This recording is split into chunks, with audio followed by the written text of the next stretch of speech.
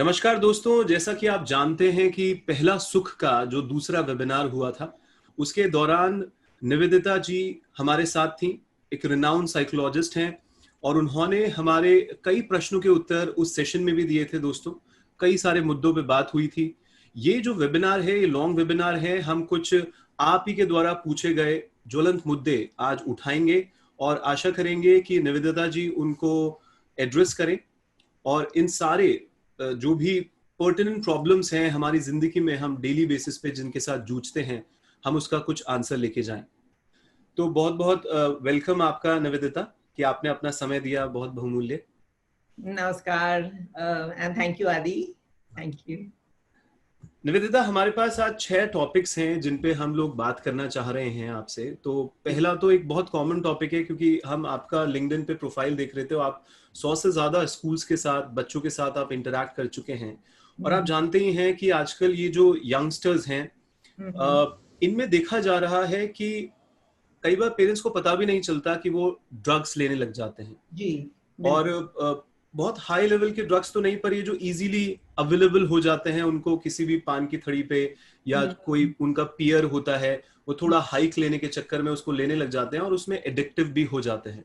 Parents को थोड़े time के बाद पता चलता है, और जब पता चलता है तो वो क्लूलेस होते हैं कि उनकी अप्रोच क्या होनी चाहिए।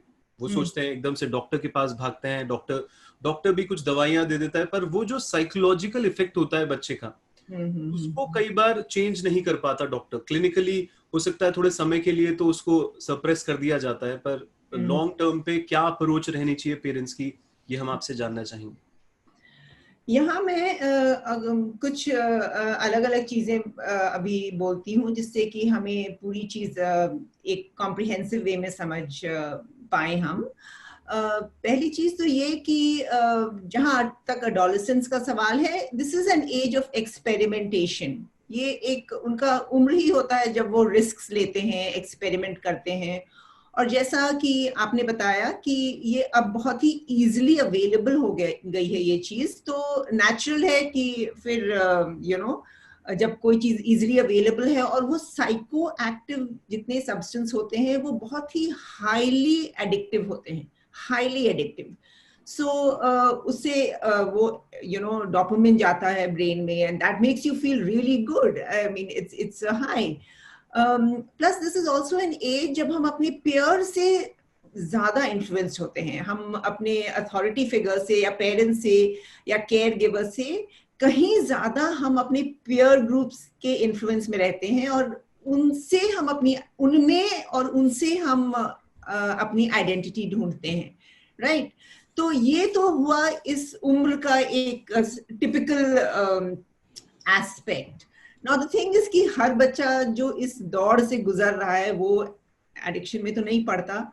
तो हमें कुछ चीजें याद रखनी होंगी। पहला तो है स्ट्रेस, कि हम ये बच्चे स्ट्रेस कैसे मैनेज कर रहे हैं, क्योंकि ये एक ऐसा दौड़ भी होता है जब हमारे में फिजियोलॉजिकल चेंजेस आते हैं, हमारे बायोलॉजिकल चेंजेस आते हैं, और ऑल्सो पढ़ाई की बहुत स्ट्रेस होती है, बिकॉज इसी समय हमें अपना फ्यूचर बनाना है, करियर बनाना है।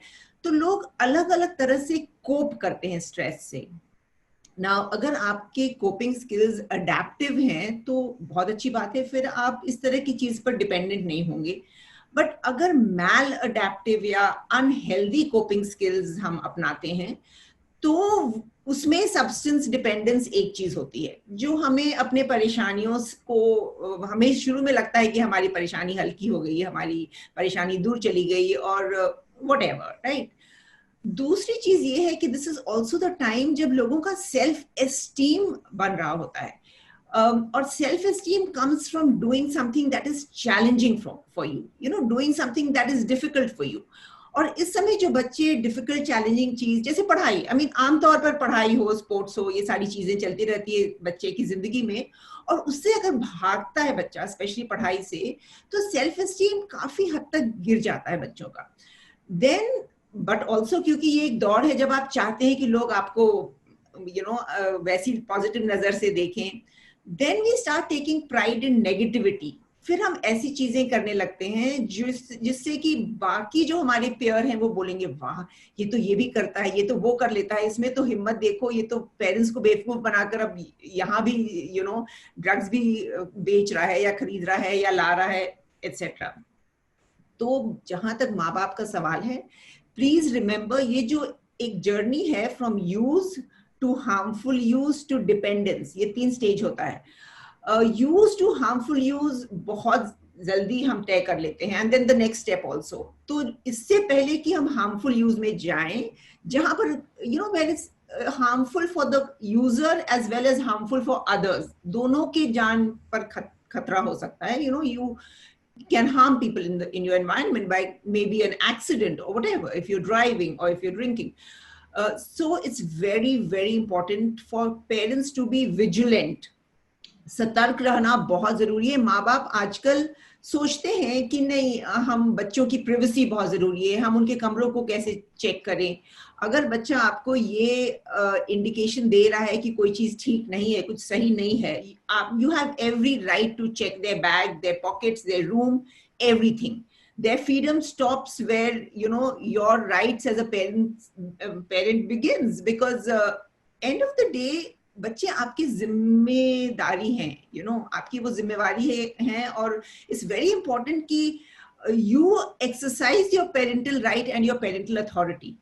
सो बेशक बच्चे बहुत तरह का क्यूज देते हैं हमें, जैसे कि उनके कपड़ों से आपको पता चलेगा, स्मेल आएगी, उनके बाल से, उनका आप देखेंगे उनकी आंखें लाल रहेंगी, हो सकता है the nose might be dripping, ये भी हो सकता है. फिर वो बहुत बार आंख नहीं मिलाते हैं, बहुत बार बिहेवियरल चेंजेस आपको दिखेगा, विड्रॉ कर लेंगे, कमरे में नहीं घुसने देंगे, उनके पास बहुत सारे फ्रेंड्स हैं जिनके बारे में आप अचानक नहीं जान पाएंगे कि ये कहाँ से फ्रेंड्स आ गए, कौन है, सीक्रेटिव हो जाते हैं बच्चे.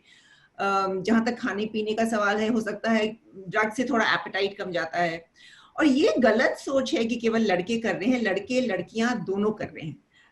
तो वो भी बहुत जरूरी है जानना. और अटेंशन फोकस, सब चीज चेंज हो जाता है, ग्रेड्स गिरने लगते हैं, बिहेवियर में हो सकता है अग्रेशन आ जाए. तो इन सब चीजों पर ध्यान रख के you have to take a stand, you have to stop it. That is very important for the simple reason कि इतनी आसानी से मिल रहा है बच्चों को अब, और बहुत मुश्किल है उस चीज को डिफरेंशिएट करना कि ये एज रिलेटेड है बिहेवियर चेंज या ड्रग्स या किसी और सब्सटेंस के कारण है. It is better to err on the side of caution. आप ज्यादा कॉशियस रहे, वहां पर अगर आप गलती कर जाएं तो कोई बात नहीं, बट थोड़ा भी रिलैक्स नहीं हो. बच्चे बहुत अच्छे से मैनिपुलेट करके बाहर निकल जाते हैं, और एक बार डिपेंडेंस हो गई तो ब्रेन की केमिस्ट्री को ये चेंज कर देता है, and it's impossible to, it's a chronic relapsing disease, वो डिजीज बन जाता है ब्रेन का. That's important for us to know. बिल्कुल निवेदिता, आपने इसके रोकथाम पे आपने बहुत सारी बात हमारे को बताई कि पेरेंट्स को सतर्क रहना ही चाहिए. और ये जो एज है, इसमें जो पीयर का इन्फ्लुएंस है, बच्चे का जो कोपिंग स्किल है स्ट्रेस को लेकर, वो कई बार अडेप्टिव नहीं होता, इसके कारण से ऐसा होना चाहिए. और पेरेंट्स को जो प्राइवेसी, कि बच्चों को थोड़ा प्राइवेसी दें, उसको मद्देनजर रखते हुए भी आपको पूरा हक बनता है पेरेंट्स कि आपका बच्चा आपकी जिम्मेदारी है, रिस्पॉन्सिबिलिटी है. तो आप उसकी चेकिंग करते रहिए, उसको ऑब्जर्व करते रहिए, कम्युनिकेशन बिल्ड रखते रहिए. बस एक बात इसमें और जानना चाहेंगे निवेदिता, कि अगर बच्चा इसमें फंस गया, सपोज करिए कि ऐसा हो चुका है, कुछ पेरेंट्स हैं जो पूछते हैं कि तब उनके क्या कुछ बेसिक स्टेप्स होने चाहिए?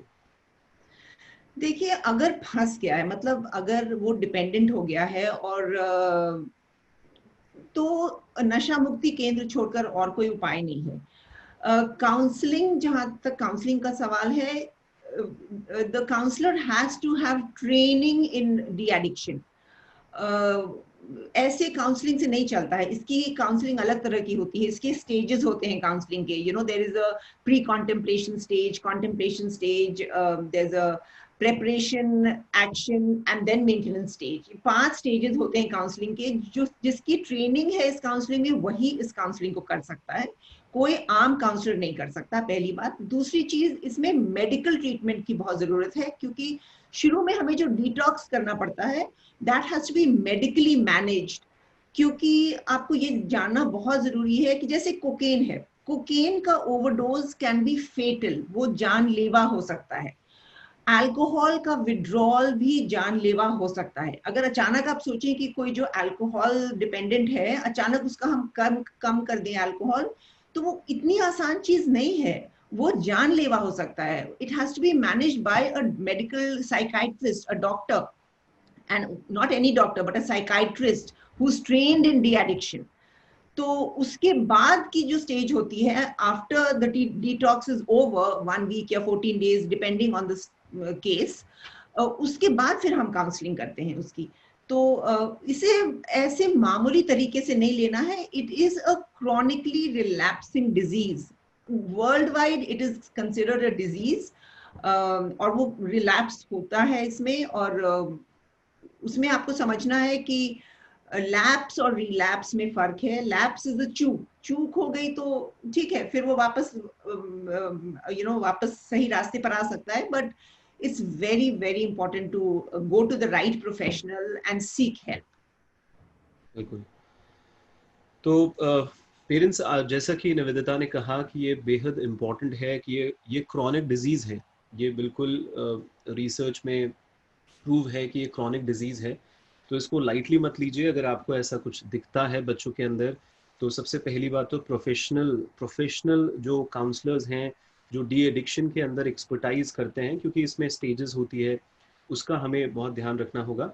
और आपको नशा मुक्ति केंद्र जाना ही होगा, जैसे कि निवेदिता ने कहा। तो उसका 15-20 दिन का जो प्रोसेस होता है, क्योंकि ये जानलेवा हो सकता है अगर हम किसी भी काउंसलर से या किसी से भी ऐसे ही बात करके कुछ अप्लाई करने की कोशिश करें। और उसके बाद आप काउंसलिंग करवा सकते हैं। 15-20 दिन के बाद आप एक प्रोसेस कर सकते हैं। और आप निवेदिता का जो मेल आईडी है वो भी हम आप लोगों को देंगे, आप उनसे भी राय ले सकते हैं, आप ड्रॉप कर सकते हैं मेल। वो उनके जो आर्टिकल हैं इससे रिलेटेड, वो आपको और इसमें एड ऑन रिसोर्सेज प्रोवाइड करा सकती हैं। तो I just want to add, आदि, कि जो डिपेंडेंट हो चुके हैं उनके लिए अगर थोड़ा बहुत यूज है तो उसको तो फिर हटा देना, छिपा देना, वो सब पेरेंट्स कर सकते हैं। बट अगर वो बिल्कुल एडिक्टेड है तो फिर वो अपने से नहीं मैनेज होगा, घर में नहीं मैनेज हो सकता। बिल्कुल बिल्कुल, हम देख रहे हैं निवेदिता की बच्चे फिर बहुत हिंसक भी हो जाते हैं। वो पैसे मांगते हैं, पैसे नहीं देते तो वो हाथापाई पे भी उतर आते हैं। और फिर वो हमारा ही बच्चा होता है, उसको उसके साथ कुछ गलत भी होता है तो वो दुख होता है। तो इस तरीके की प्रॉब्लम से पेरेंट्स बहुत गुजरते हैं। तो इसीलिए मेरे को लगा कि ये इतना ज्वलन मुद्दा है कि पहला सुख की टीम इसको आपके साथ एड्रेस करे कि राइट अप्रोच क्या होनी चाहिए, क्योंकि कई बार हम भी क्लूलेस होते हैं। और आपका जैसे डी एडिक्शन के अंदर एक्सपर्टाइज है, तो आपने बताया। तो बिल्कुल इसी से रिलेटेड एक और प्रश्न है, ये बड़ों के लिए प्रश्न है। हम देखते हैं कि जो महिलाएं होती हैं, उनके अगर उनको पता चलता है कि उनके जो हस्बैंड है, और पता क्या, वो तो बिल्कुल ओपन ही होता है कि उनके जो हस्बैंड होते हैं वो बहुत ज़्यादा नशा करते हैं। और स्पेशली हमने कुछ जब गांव के अंदर देखते हैं भारत के, तो वहाँ पे तो भांग का बहुत ज़्यादा चलता है। और जब शहरों में देख रहे हैं तो वो अल्कोहल का बहुत होता है। और वो अल्कोहल कंजम्पशन इतना बढ़ जाता है कि ना केवल वो शरीर को खराब करता है, पर पूरी तरीके से एक बंदा नाकारा और एकदम नालायक जैसा ही हो जाता है।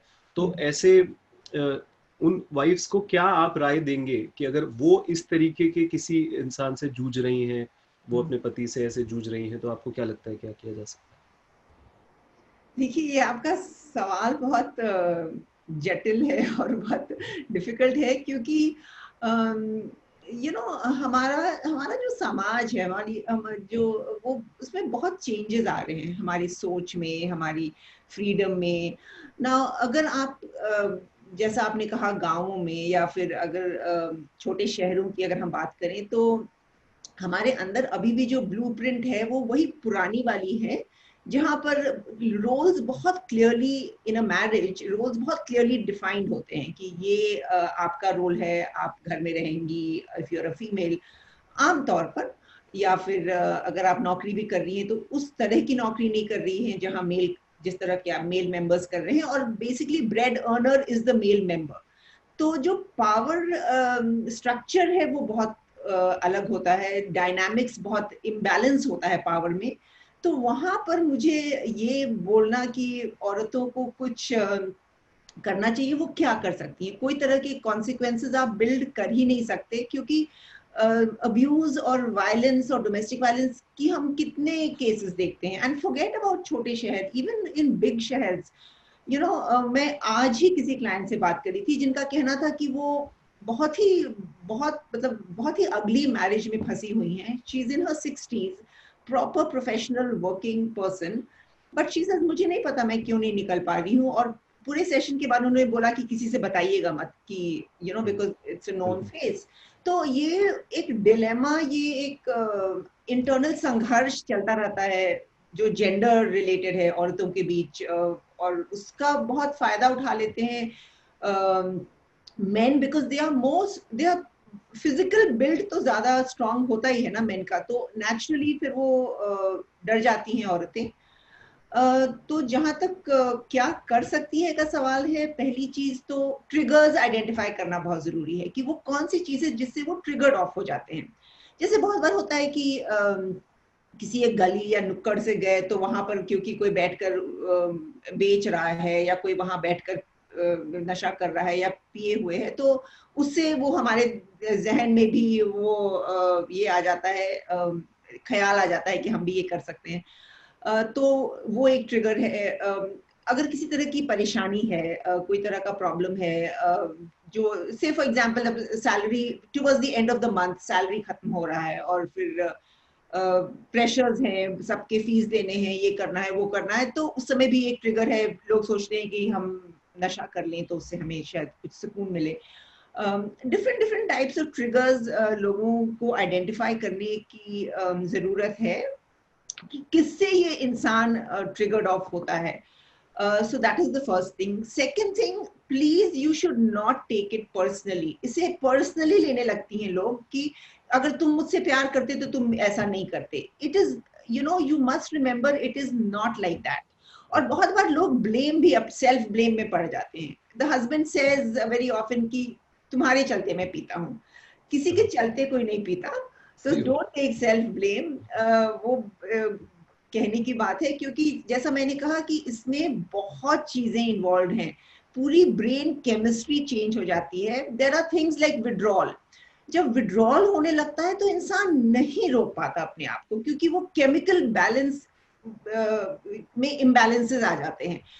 जहाँ टॉलरेंस की बात है, क्योंकि इंसान पी रहा है या नशा कर रहा है, तो एक हद के बाद, थोड़े दिनों के बाद, वो उस टॉलरेंस उसकी बढ़ती जाती है। वो सेम हैप्पी फीलिंग या जो भी फीलिंग किसी को हो, वो अगर इतने में आता था तो अब वो इतने में भी नहीं आएगा, कुछ दिन के बाद वो इतने में शायद आए। तो टॉलरेंस बढ़ती जाती है तो फिर कंजम्पशन बढ़ता जाता है। फिर क्रेविंग होती है। क्रेविंग एक ऐसी चीज है जो अर्ज होता है, उसे रोकना बहुत मुश्किल है। हम बहुत चीज बोलते हैं, पानी पियो, ये करो, वो करो, डिस्ट्रैक्ट करो, बट वो केमिकल चीज है अंदर से, वो बिहेवियर नहीं है। You know, you must remember, वो व्यवहार नहीं है। Plus prioritisation, these are all hallmarks of people who are, ये मतलब यू नो, ये 4-5 चीजें जो हैं, वो हर वो पर्सन जो डिपेंडेंट है उसमें ये चीजें पाई जाती हैं कि वो हर चीज को छोड़कर प्रायोरिटाइज करेगा, अपने अल्कोहल को या अपने सब्सटेंस को। So prioritization over everything else and everybody else. वो बच्चों के लिए अगर फीस के पैसे रखा है या उसके बर्थडे में गिफ्ट खरीदने के लिए पैसे रखा है, उसको भी भूल जाएगा और उससे भी जाकर के नशा खरीद कर ले आएगा। So prioritization over everything else, and then drug seeking behavior. वो उसके लिए अगर झूठ बोलना पड़े, चोरी करना पड़े, अगर कोई आप घर में सामान है उसे बेचना पड़े, वो सब करेगा, क्योंकि वो अंदर से इस चीज की ये आती है, यू नो, इट्स अंदर की भूख है वो।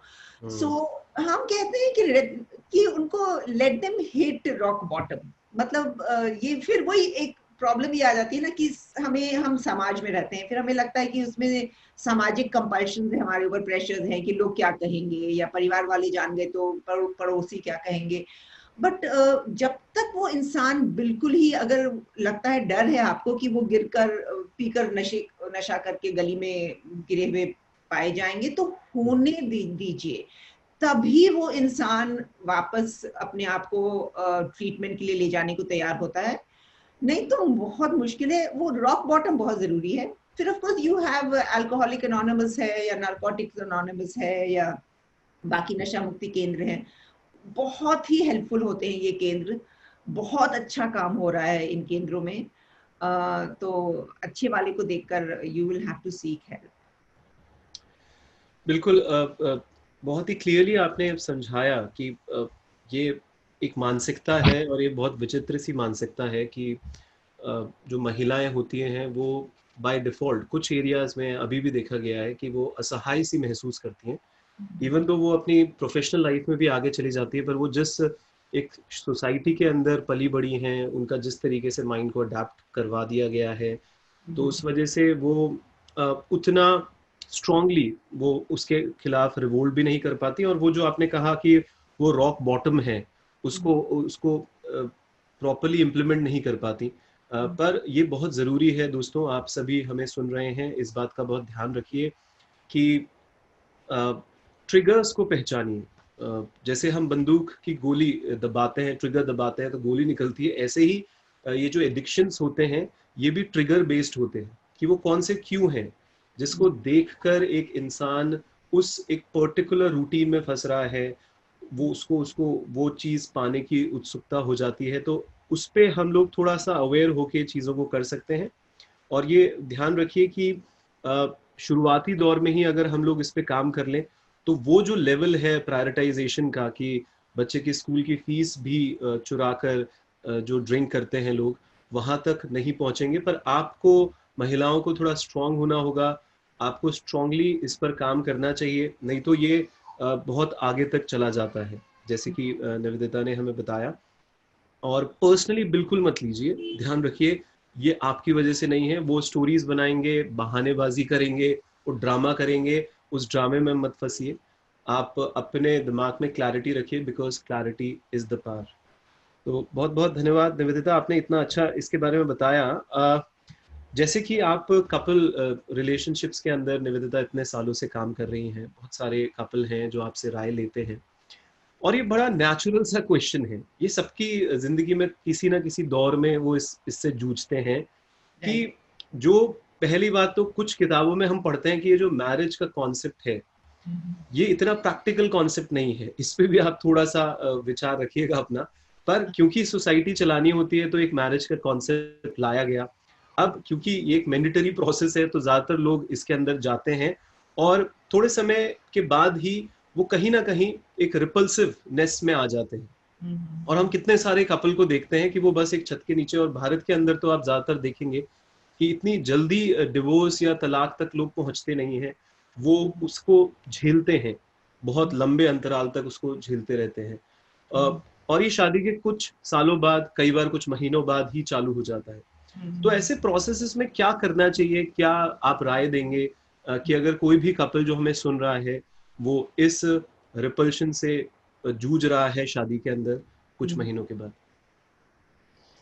ओके, तो जैसा आपने कहा, you said a very interesting thing कि मैरिज एज एन इंस्टीट्यूशन काफी उसमें चेंजेस आए हैं, और वाकई में बहुत चेंजेस आए हैं। बिकॉज मैरिज जब ये शुरू हुई थी, ये इंस्टीट्यूशन, तो it it was a kind of a production economy. मतलब उसकी the whole basis on which it was based was कि लोगों की शादियां होती थी कि फिर बच्चे हों, और फिर बच्चे जैसे खेत संभालें और घर संभालें और व्हाटएवर जाकर कमाएं।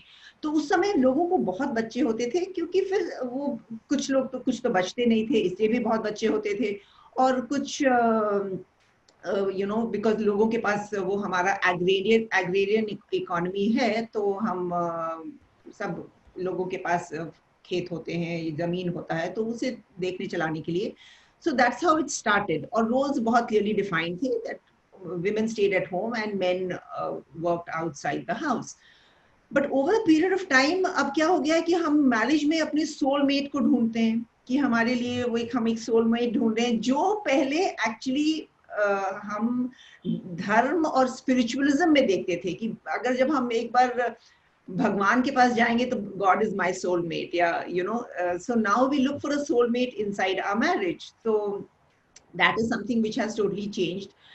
और अब जो अभी के जो मैरिजेस हैं, अभी जो मिलेनियल्स जिस तरह के मैरिजेस में, वो तो अपनी आइडेंटिटी ढूंढ रहे हैं कि आई हैव टू. देर से लोग शादी कर रहे हैं और 29, 30, 31 में करते हैं, और फिर बोलते हैं कि मैंने तो जितना कुछ करना था मैंने अपना सब चीज यू नो अपनी पढ़ाई कर ली, हम बाहर भी विदेश में भी पढ़ लिए, और हम इतने देशों में घूमे हैं, और हम इतने रेस्टोरेंट्स में खाए हैं, और हम पके पकाए आते हैं. बिल्कुल सब लोग हर जिंदगी के जितने एक्सपीरियंसेस होते हैं उन सबको एक्सपीरियंस करते हुए आते हैं. Then they are seeking an identity कि मैं बिल्कुल इक्वल मैरिज में, हम इक्वल पार्टनर हैं और हम इक्वल हर चीज, यू नो, रोल्स बिल्कुल डिफाइन नहीं है. ये नहीं पता कि गाड़ी को गैराज में कौन ले जाएगा, और बच्चे को कौन रात में सुलाएगा, और खाना कौन, एवरीथिंग हैज टू बी, बर्तन कौन धोएगा, everything has to be, you know, equally divided. Is तो इस तहत बहुत सारी परेशानियां हो रही हैं. But coming back to the conflict,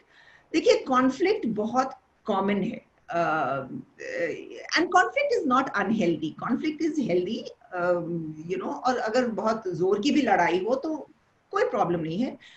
दो अलग अलग इंसान हैं, प्रेशर्स होते ही हैं लाइफ में, और लड़ाई हो सकती है. But for every negative fight, every fight that you have, every conflict, you have to have 5 positive experiences. पहले 1:5 की ratio बनी हुई है.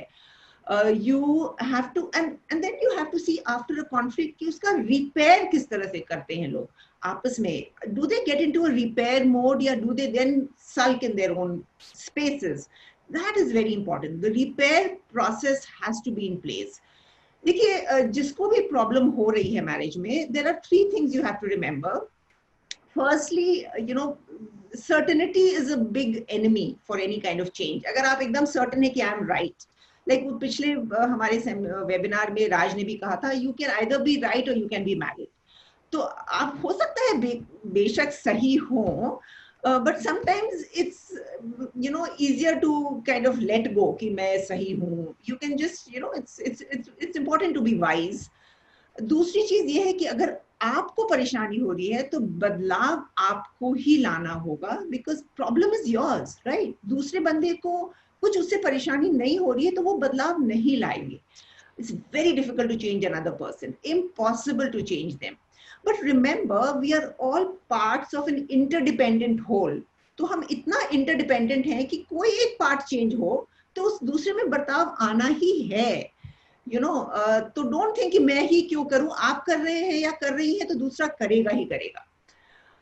The third thing I want you to remember is कि जो लड़ाई की content होती है ना, वो कभी important नहीं होती. आप किचन में बर्तन बहुत जमा हो गया इसलिए लड़ाई कर रहे हैं, या बच्चे पढ़ाई नहीं कर रहे इसलिए लड़ाई कर रहे हैं, जिस चीज के लिए भी कर रहे हैं, और अगर इन-लॉज को लेकर कर रहे हैं, जिस चीज के लिए भी कर रहे हैं, the form is more important. जिस कौन से फॉर्म में लड़ाई हो रही है. एंड फॉर्म में क्या होता है ना कि वो पैटर्न निकल के आता है कि क्या चीज, मतलब पावर और कंट्रोल इश्यू है, या ये 2-3 मेन इश्यूज होते हैं. पावर कंट्रोल एक इश्यू होता है, दूसरा होता है care and closeness. One person feels कि I have no power, I am feeling powerless, आप बहुत ज्यादा कंट्रोल कर रहे हो. कोई किसी को लगता है कि मैं I don't feel cared for, I don't feel कि आप उतने मेरे क्लोज हो. जो तीसरी चीज है वो है respect and recognition. I don't feel respected, I don't feel that you recognize my efforts. मैं इतना एफर्ट कर रही हूँ या करता हूँ, उस चीज का तुम्हें recognition नहीं है. ये जो फॉर्म्स है ना, वो आप देखोगे वो फिक्स्ड होता है हर कपल में, यही सब चीज होता है. बट ऊपर का जो कंटेंट है वो अलग होता है. अधिकतर लोग, there's a term we use called kitchen sinking. हम किचन सिंकिंग करने लगते हैं. एक चीज कहीं से शुरू हुई, बात वहां से कहीं और चली जाती है. Please remember to stick to the point, you know. अगर एक कप को लेकर लड़ाई है तो कप पर ही रहे, लेकिन अगर उस दिन का बर्तन, पिछले दिन का वो, तुम्हारी मदर, तुम्हारा भाई, और तुम्हारा उस दिन जब तुम ये भूल गए थे और तुम भी तो ये भूल गई थी, वो सब होने लगता है तो पूरा सिंक बर्तनों से भर जाता है। फिर हम कहाँ उसकी सफाई शुरू करें वो पता ही नहीं चलता। तो don't do kitchen sinking, stick to one thing. There has to be respect, there has to be recognition, there has to be, you know, the need to repair. All of that is very very important. बेशक लड़ाई करें, अच्छी बात है, healthy relationship में लड़ाइयाँ होनी चाहिए, but repair is very important. You have to remember.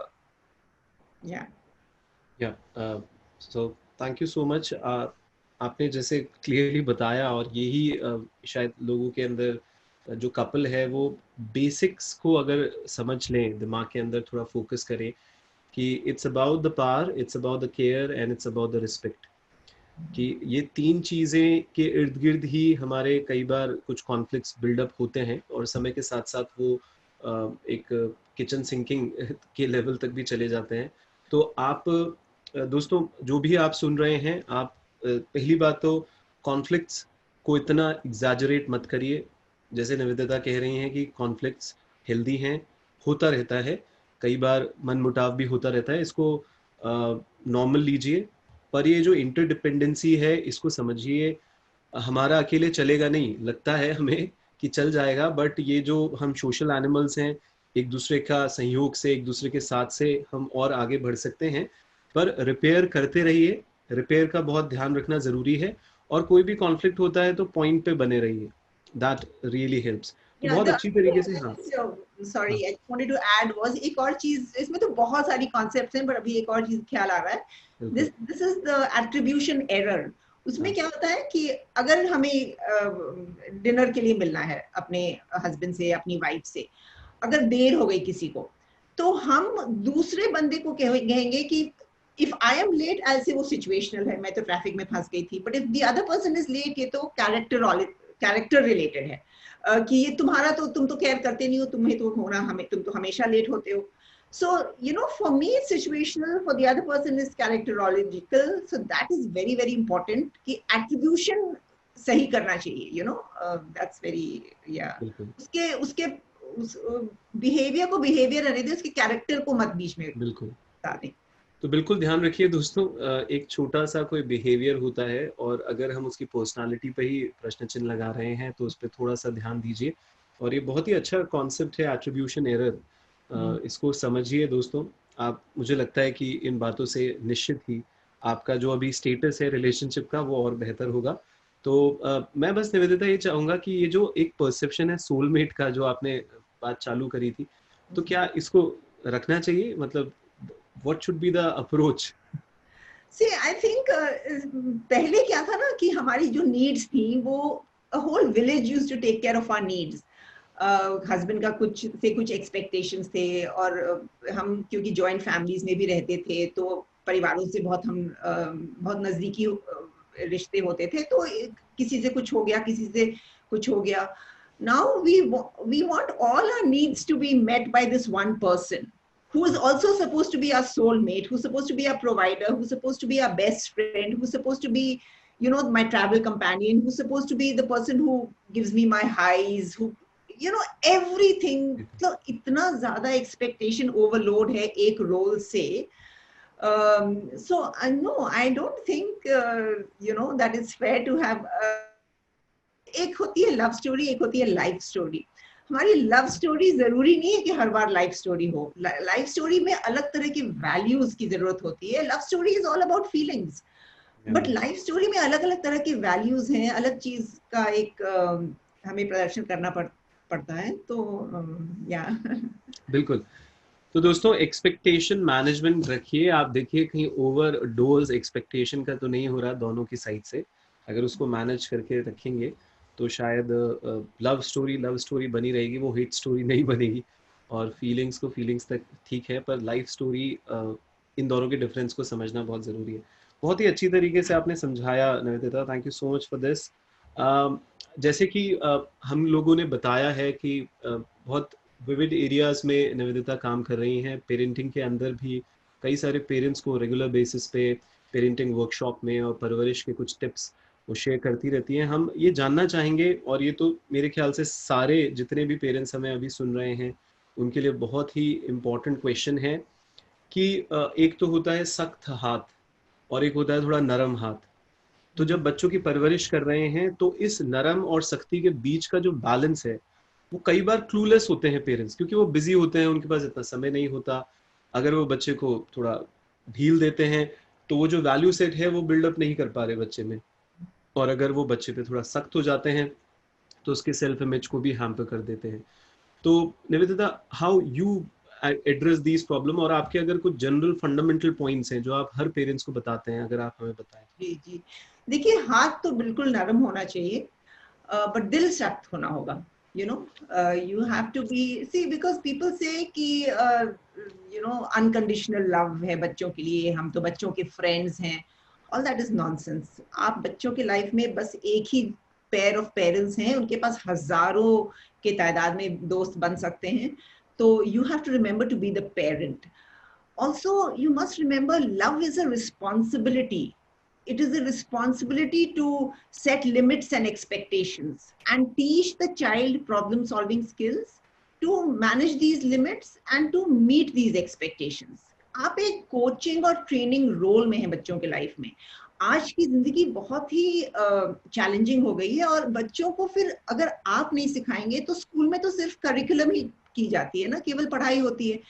और इतने सारे बच्चे एक टीचर के, मतलब it's impossible for a teacher to teach so many kinds of, you know, life skills is a skill, it has to be built. वो पढ़ाने की चीज नहीं है, और build तो आप ही कर सकते हैं as parents.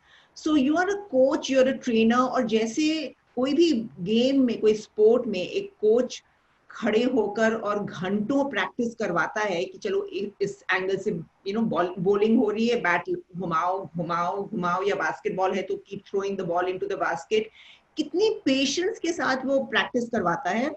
उसी तरह बच्चे भी किसी भी बिहेवियर को हैबिट बनने में प्रैक्टिस की जरूरत है, and you have to be very patient. अगर बच्चा अपने कमरे को साफ नहीं करता है, और आप बेशक आधे घंटे में कर सकती हैं, बट जस्ट बिकॉज बच्चे को 2.5 घंटे लगेंगे ये मतलब नहीं है कि आप खड़े होकर उससे ना करवाएं, बेशक करवाएं. You stand there for 2.5 hours, बीच में भी check on the child, encourage the child, but he has to learn. So remember, you have a coaching and training role. You also have to remember that you must have clear rules in the house. बहुत बहुत जरूरी है, because rules are the means of production. हमारा परिवार एक तरह के बच्चे को प्रोड्यूस करना चाह रहा है, and rules in the house are those means. तो ये रूल्स बिल्कुल नॉन नेगोशिएबल होने चाहिए. अगर बच्चे रूल्स को नहीं माने तो अनफेयर रूल्स होने चाहिए. मतलब अनफेयर रूल्स तो नहीं होंगे ऑब्वियसली, बट बच्चों को पता होने चाहिए रूल्स, और देयर शुड बी कॉन्सिक्वेंसेस. अगर बच्चे रूल्स को न माने तो पहले से बच्चे को पता होनी चाहिए कि उसका परिणाम क्या होगा, कॉन्सिक्वेंसेस क्या होंगे. ऑल्सो आपको कंसिस्टेंटली इस चीज को फॉलो करना है. बहुत बार क्या होता है कि हम आज टीवी देख रहे हैं, तो बहुत कोई इंटरेस्टिंग सीरियल आ रही है, मूवी आ रहा है, तो हम बोलते हैं अच्छा ठीक है चलो कोई बात नहीं. अगर रूल है कि आपकी पढ़ाई 7 से 9 होनी है, और बच्चे ने 8:30 बजे कहा कि नहीं मैं तो मेरा हो गया, और आप कुछ देख रहे हैं टीवी में, या आपकी फ्रेंड आई हुई है, या आप फोन पर लगे हुए हैं, तो आप कहते हैं चलो ठीक है. तो वो नहीं हो सकता, बिकॉज कंसिस्टेंसी नहीं होती. ये सबसे बड़ी समस्या है. और you know the other thing I would say is that care and compassion has to be there. I'm not saying anywhere that you know you should hit the child. No, punishment is not. There's a difference between discipline and punishment. Discipline बहुत जरूरी है, but you can't hit the child. And you know, parents have to role model those behaviors that they expect from the child. And children learn much more from a parent handling their own anger and other emotions well, rather than from parents who don't get angry at all. तो आपको अगर लगता है मैं तो कभी गुस्सा हुआ ही नहीं, तो इसमें गुस्सा कहाँ से आया, तो उसने तो कभी आपको फिर गुस्से को हैंडल करते ही नहीं सीखा ना, तो फिर इसीलिए गुस्सा आया, उसे नहीं पता है कि उसे हैंडल कैसे की जाती है, right. So these are very, very important things. In fact, we talk of the 5 C's. The first one is there has to be the coaching role. The second one, cardinal rules in your house. These are firm, non-negotiable rules. There has to be consequence to behaviors. There has to be consistency in your behavior, and there has to be care and compassion. But दोस्ती नहीं, आप parents हो, आप दोस्त नहीं हो. You have to learn to disconnect when they are disrespectful. वो नहीं करते हैं पेरेंट्स, बच्चों के लेवल पर जाकर और आर्ग्यू करने लगते हैं. And there is a difference between a child arguing and a parent arguing back, because these are power, this is about power and control. आपका बिल्कुल पावर वैक्यूम हो जाता है वहां पर, जहां पर बच्चे से आप उसके स्तर पर जाकर लास्ट वर्ड के लिए लड़ाई बहस करने लगे. You have to disconnect, you have to say enough, अब मुझे इस बारे में कुछ बात नहीं करनी है. And you have to disconnect. These are things like arguments are like plants. If you water them, they'll thrive. अगर आप पानी देना छोड़ दें तो फिर वो सूख कर मर जाते हैं. So you have to choose your battle wisely and win the ones you choose. जिसको choose किया है, जहां पर आपको, you have to be firm. You have to make sure you win those. And these have to be very, बहुत अपने level को गिराकर और हम बच्चों से आप बराबरी के हिसाब से दोस्त के ऐसा करने लगते हैं, वो नहीं करनी चाहिए. बहुत अच्छा, मतलब इतना ब्यूटीफुली आपने समझाया एंड अमेजिंगली, मतलब इतनी सारी बातें जो भी सुन रहे होंगे आपको पता चली होगी. और दोस्तों ये जो आप सुन रहे हैं इसको आप बार बार सुन लीजिएगा, बिकॉज इतनी सारी बातें मुझे आज सुनने को मिली Nivedita, and I think that really helps. कि आपने कितना ब्यूटीफुली बताया कि डिसिप्लिन और पनिशमेंट, क्योंकि इंडिया के अंदर ऐसा है कि पनिशमेंट को थोड़ा ज़्यादा तवज्जो दी जाती है. कुछ जब हम लोगों से बात करते हैं, हम इंटरैक्ट करते हैं, तो बोलते हैं कि ये कैसे नहीं करेगा, यानी तो रोकेगा, टोकेगा और ठोकेगा. सो ये कॉन्सेप्ट बड़ा लगाया जा रहा है, पर इट्स वेरी इंपॉर्टेंट कि केयर कंपैशन रहे, पर साथ के साथ पेशेंस जो बाहरी कमी है. आप एक ट्रेनर हैं, कोच हैं बच्चे के लिए, आप पहली गीता, कुरान और बाइबल है बच्चे के लिए, तो वो आप ही से लाइफ स्किल सीखेगा. और कितना ब्यूटीफुली आपने बताया निवेदिता कि लाइफ स्किल्स बिल्ड की जाती है, वो ज्ञान नहीं दिया जाता. साथ में जैसे कोच खड़ा रह के प्रैक्टिस करवाता है, आप बच्चे से प्रैक्टिस करवाइए ना, उसको कई चीज़ों को हैंडल करना नहीं आता है, आप उसको करवाइए और ये 5 C's के कॉन्सेप्ट आप लगाइए, निश्चित ही आपका जो बच्चे के साथ रिश्ता है वो बेहतर होगा. वैसे तो निवेदिता आपने हमारे अगले प्रश्न का आंसर थोड़ा बहुत दे दिया है, पर तब भी हम आपसे पूछेंगे कि ये कोविड के टाइम के अंदर नौकरियां बहुत जा रही हैं, और कई बार हम अभी देख रहे हैं कि हमारे पास भी ऐसे कई सारे क्वेश्चंस आए जो आपसे पूछना चाह रहे हैं हमारे व्यूअर्स, कि उनके घर के अंदर जो माहौल है उसमें लोग जिम्मेदारी नहीं लेते. कई लोग तो निवेदिता डायनेमिक नहीं होते, मतलब बाय डिफॉल्ट ही वो इतने डायनेमिक नहीं होते कि अगर उनकी एक बार जॉब चली जाए तो कई बार एकदम से फ्रीज हो जाते हैं, या वो वही जो फ्लाइट और फाइट वाली टेंडेंसीज में रहते हैं, वो प्रोएक्टिव नहीं हो पाते, वो ये नहीं देख पाते कि अब मैं क्या कर सकता हूँ क्या. और इस वजह से कई घरों के अंदर जो कलेश हैं वो बढ़ रहे हैं, और गैर जिम्मेदाराना चीजें बढ़ रही हैं, मनी का प्रॉब्लम्स हैं. और क्योंकि इंडिया पॉवर्टी स्ट्रिकन है, जो फैमिलीज जो struggling lower middle class families हैं वो बहुत ज़्यादा हैं. तो अगर जो सोल ब्रेड अर्नर है, अगर उन केसेस के अंदर, क्योंकि कई हाउसवाइफ्स ने हमारे से ये क्वेश्चन पूछा है कि उनके जो हस्बैंड हैं वो अगर काम नहीं करते, जिम्मेदारी का एहसास नहीं होता, तो हम क्या अप्रोच रखें, किस तरीके से उसको करें. आपने कुछ बातें बताई हैं, अगर आप इस पर थोड़ा और रिफ्लेक्शन करें.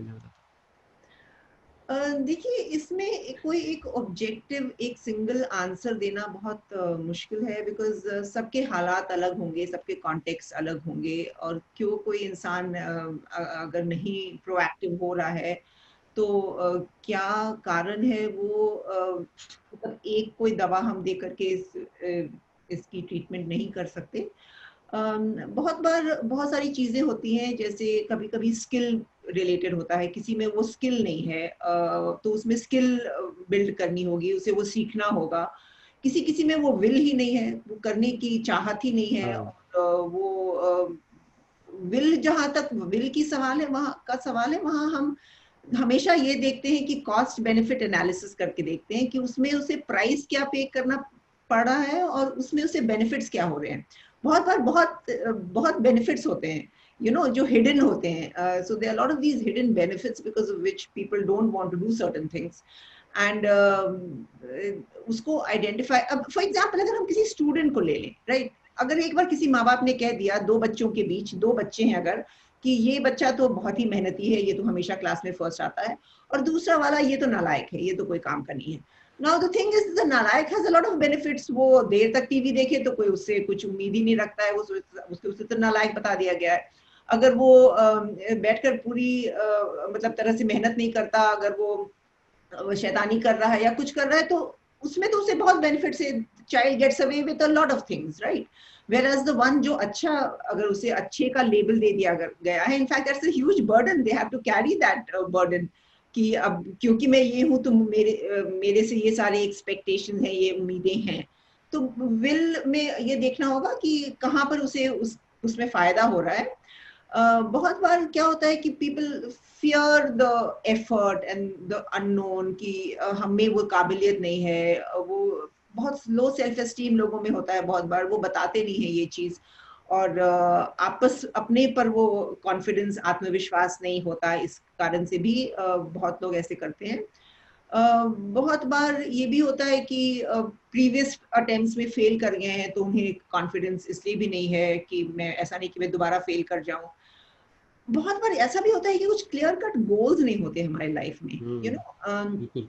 हम घड़ी को तो देखते हैं कि वक्त गुजर रहा है, लेकिन हम कंपास नहीं देखते कि हम अगर कहीं जा रहे हैं तो किस दिशा में जा रहे हैं, क्या इसी दिशा में हम जाना चाह रहे थे या हमें दिशा बदलने की जरूरत है. तो वो एक पर्सपेक्टिव बीच बीच में आना और गोल सेटिंग करना कि हम अभी यहाँ हैं और 2 साल बाद हम यहाँ होना चाहते हैं. और यहाँ होना इज नॉट जस्ट एक जुबानी बात नहीं होती है.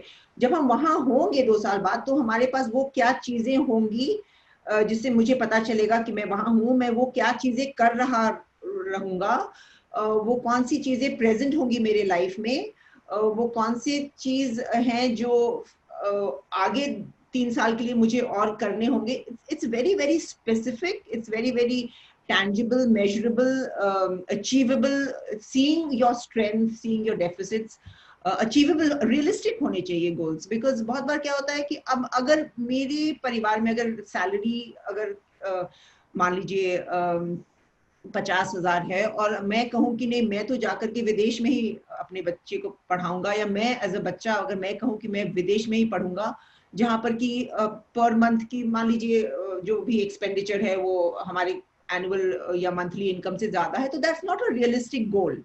अगर आप बहुत अच्छे भी हैं पढ़ाई में, तो रियलिस्टिक गोल तो नहीं है ना, अनलेस कि आपको स्कॉलरशिप मिले, तो फिर आप उसके लिए कीजिए.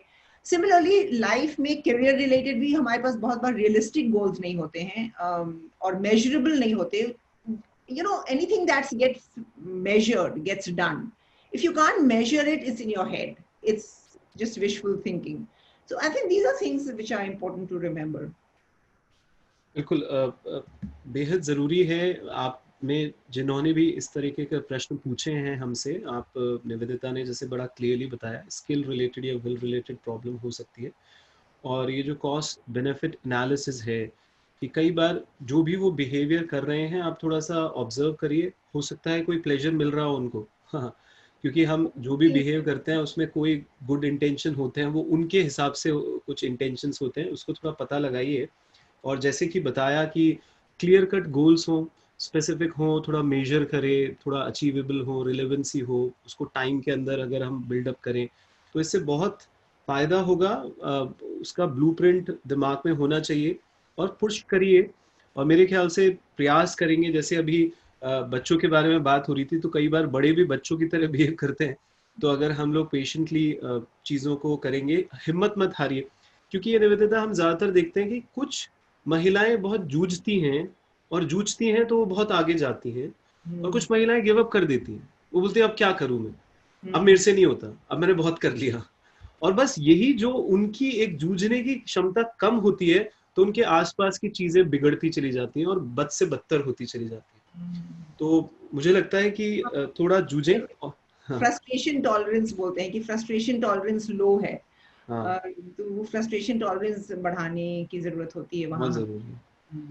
बिल्कुल। और ये जो पहला सुख की टीम की तरफ से हम तो बहुत ही धन्यवाद दे रहे हैं निवेदिता को कि वो इतने हाई प्रोफाइल लेवल पे काम कर रहे हैं और एक गिविंग के नेचर के साथ अपना बहुमूल्य समय हम लोगों को दे रहे हैं। हम बहुत शुक्रगुजार हैं आपका इसके लिए निवेदिता। और मेरे ख्याल से इतनी एक्सपीरियंशियल नॉलेज, बिकॉज मैं तो बहुत सारे इंटरव्यूज लेता रहता हूँ, मैं आपको कहूँगा दोस्तों, बहुत ही सधी हुई भाषा में बहुत ही स्टेप बाय स्टेप बातें बताई हैं निवेदिता ने। मैं आशा करूंगा आप लोग इस वीडियो को बार बार देखें, नोट्स बनाएं, इसको इम्प्लीमेंट करके देखें, क्योंकि नॉलेज बिल्कुल राइट होनी चाहिए, एक्सपीरियंशियल नॉलेज होनी चाहिए, ये बहुत जरूरी है। इम्प्लीमेंटेशन आपके हाथ में है दोस्तों। हम आपकी आत्मा में नहीं जा सकते, आपसे काम नहीं करवा सकते। हम आपके अंदर एक पॉजिटिव अवेयरनेस बिल्ड कर सकते हैं विथ रिसर्च्ड और बिल्कुल एप्ट नॉलेज के साथ जो अभी मिल रहा है। आखिरी सवाल निवेदिता आपसे करना चाहूंगा, और ये बहुत लोगों के साथ हो रहा है, और जरूर चाहूंगा कि आप इस पे बताइए।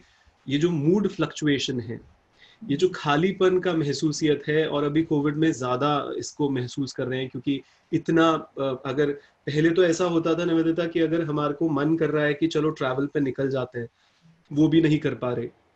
पहले होता था कि चलो शाम पड़े दोस्तों से मिल लेते थे, कोई कहीं चला जाता था कहीं चला जाता, वो भी नहीं हो पा रहा। तो लोगों के अंदर वो जोश में तो आने की कोशिश करते हैं सुबह, पर वो दोपहर में उनका थोड़ा ठंडा होता है, उनका मूड नेगेटिव हो जाता है, फिर शाम को और नेगेटिव हो जाता है, फिर वो एक होप के साथ सुबह उठते हैं। ये लगातार चल रहा है। तो आप जो लोग मूड फ्लक्चुएशन से बहुत जूझते हैं, आप उनको क्या बेसिक फंडामेंटल राय देंगे कि जिससे उनके मूड्स और जो बॉडी की एनर्जी है वो थोड़ा मेंटेन रहे? देखिए, कोविड में तो ये बहुत ही एक अलग एक्सपीरियंस है। ऐसी चीज तो कभी हुई ही नहीं है लोगों के याददाश्त में, जो लोग अभी जिंदा हैं। तो बहुत ही चैलेंजिंग है, बिकॉज अनसर्टेनिटी तो हम सबको पता है कि any time anything can happen, but ये अनसर्टेनिटी में कोई गोल पोस्ट नहीं है, कोई फिनिश लाइन नहीं है। सो दैट वो फिर एक दूसरे लेवल पर लोगों के मूड को ले जाता है। But still, having said that, हमें इससे बाहर तो निकलना ही है। आई मीन, अगर हम गिव अप कर गए, जो जिन लोगों ने अगर गिव अप कर दिया, तो फिर वो it becomes difficult.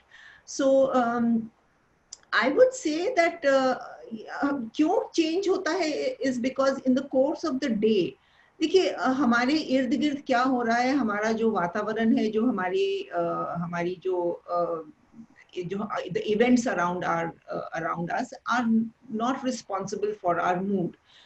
How we think and how we process that experience is what changes mood, right?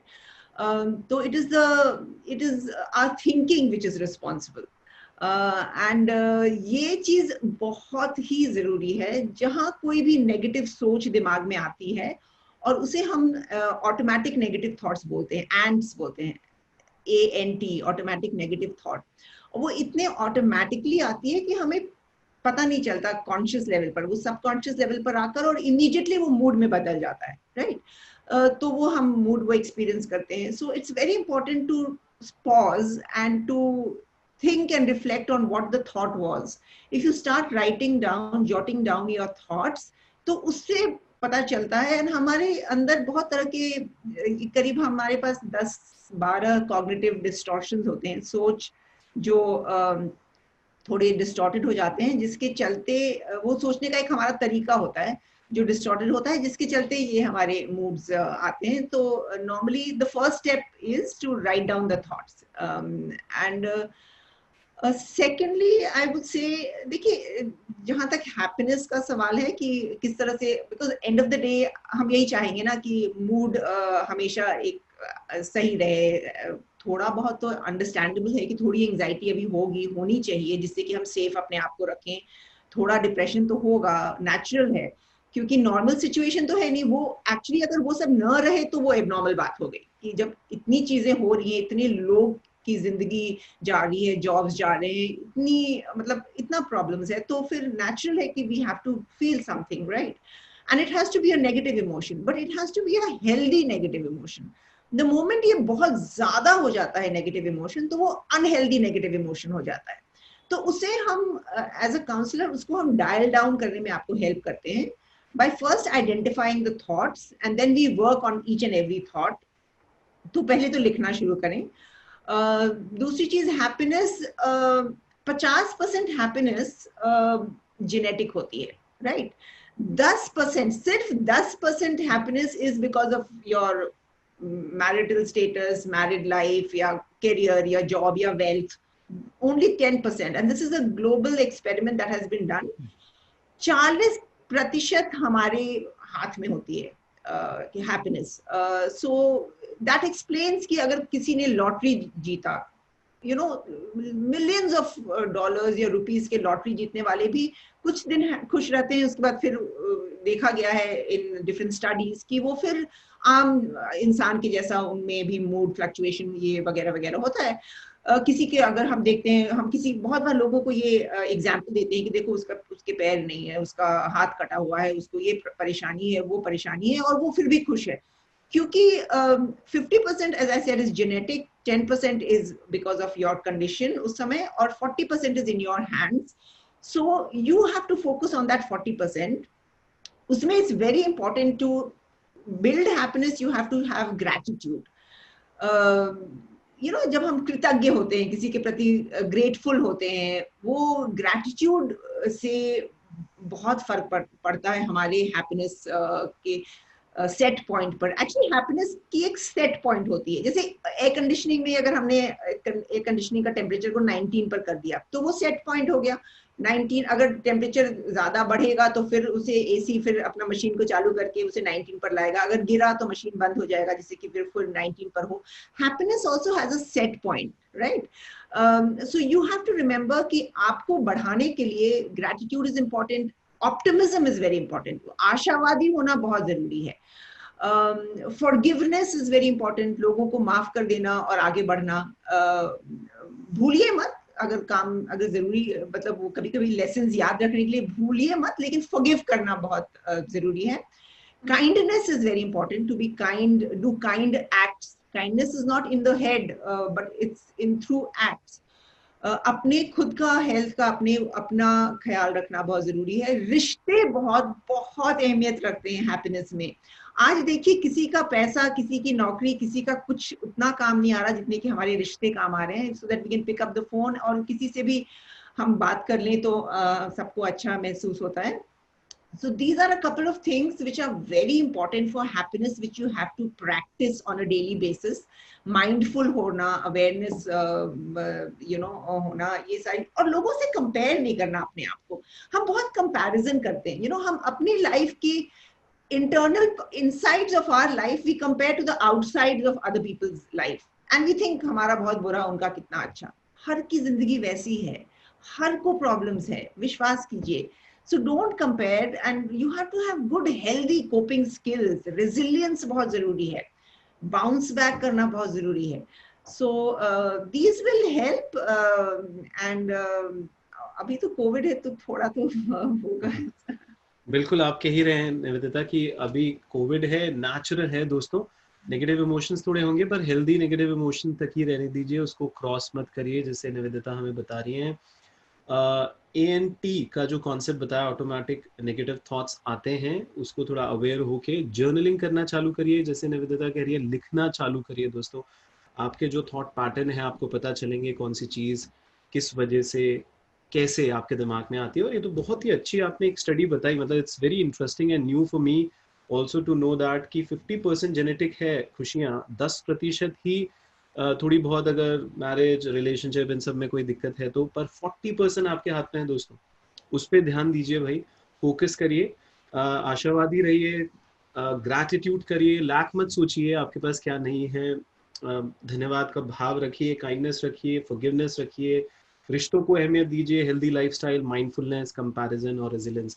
बहुत ही प्यारे प्यारे पॉइंट्स बताए आपने. और मैं आशा करता हूँ आपने, जितने लोगों ने भी सुना होगा निवेदिता, हम कोशिश करेंगे पहला सुख की टीम कि आपकी ये जो बहुमूल्य बातें हैं जो इतना आपने प्रॉपरली अपने एक्सपीरियंस के साथ हमें बताई है, ज़्यादा से ज़्यादा लोगों तक पहुँचे. लोग इस वीडियो को बार बार देखें, अपनी जिंदगी में लगाएं और उनकी जिंदगी में सकारात्मक बदलाव आए, क्योंकि पूरी पहला सुख टीम का एक ही उद्देश्य है कि हिंदी भाषा के अंदर, भारत के अंदर, क्योंकि हम CWC ICC जो अमेरिका में इतना अच्छा काम कर रहे हैं, हम लोग भारत के अंदर ही उसका एक मुहिम चालू करिए जिसमें एक कंटेंट फैक्ट्री बनाए। आप जैसे एक्सपीरियंस लोगों की बातों को जन जन तक पहुंचाने का प्रयास है ये। और बहुत धन्यवाद कि आपने हमें अपना समय दिया।